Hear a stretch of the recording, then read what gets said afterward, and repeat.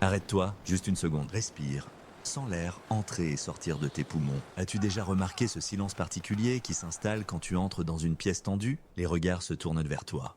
Pas avec soulagement, mais avec une sorte de confusion. On te demande si tout va bien, avec une pointe d'inquiétude, voire de suspicion. Ton calme, au lieu d'apaiser, semble mettre de l'huile sur le feu. On te qualifie de distant, de froid, d'indéchiffrable. Tu ressens cette pression invisible. Tu devrais réagir plus fort, être plus expressif. Cette solitude au milieu du chaos des autres, tu la connais bien. Si c'est le cas, sache que ce que tu vis n'est pas un défaut. C'est le signe d'un pouvoir intérieur immense. Pour comprendre pourquoi ton calme dérange, il faut d'abord comprendre le cerveau des autres. Notre cerveau est câblé pour le mimétisme social, ce sont les neurones miroirs.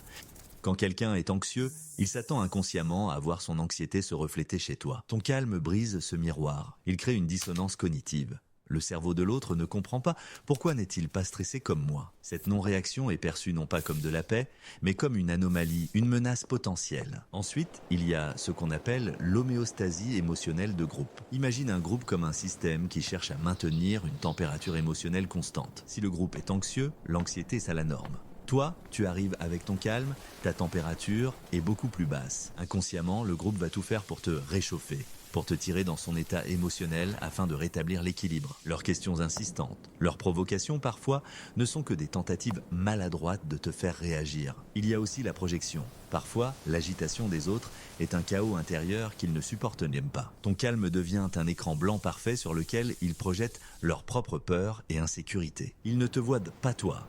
Ils voient le reflet de leur propre tempête intérieure et cela les met mal à l'aise. Enfin, et c'est le point le plus important, dans un monde bruyant, le silence est une forme de pouvoir. Le calme est associé au contrôle, à la maîtrise, à la clarté.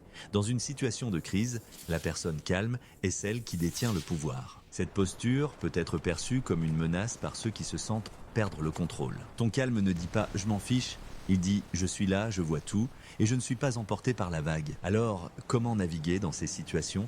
Comment utiliser ce pouvoir sans créer de conflit? Voici quelques micro-actions, des choses simples à essayer dès la prochaine fois. Premièrement, l'ancrage silencieux. C'est pour toi, pas pour eux. Quand tu sens la tension monter autour de toi, reviens à ton corps.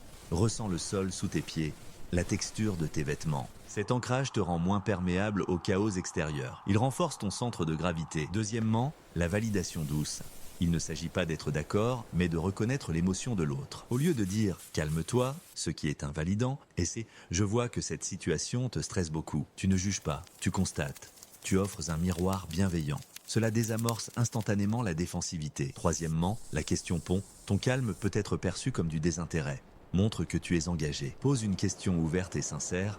Qu'est-ce qui te pèse le plus dans cette situation? Cela déplace l'attention de ton état à toi vers leur expérience à eux. Tu cesses d'être un mur pour devenir un phare qui éclaire leur propre chemin. Et quatrièmement, la bulle de sérénité. C'est un bouclier mental. Visualise ton calme comme une sphère de verre douce et semi-perméable. Tu peux voir et entendre ce qui se passe, mais l'agitation ne pénètre pas. Les émotions des autres sont des informations, pas des infections. Tu peux les observer sans les absorber. Ces outils ne visent pas à changer les autres. Ils visent à te préserver toi et à transformer une source de conflit en une opportunité de connexion. Mais il y a un changement de perspective encore plus puissant que tous ces outils. C'est le conseil le plus fort que je puisse te donner.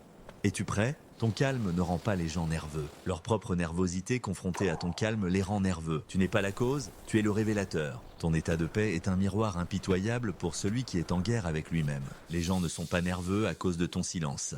Ils sont nerveux à cause du bruit que ton silence leur permet enfin d'entendre en eux. Quand tu comprends ça, tout change. Tu n'es plus sur la défensive. Tu n'as plus besoin de te justifier d'être calme. Tu passes de « qu'est-ce qui ne va pas avec moi ?»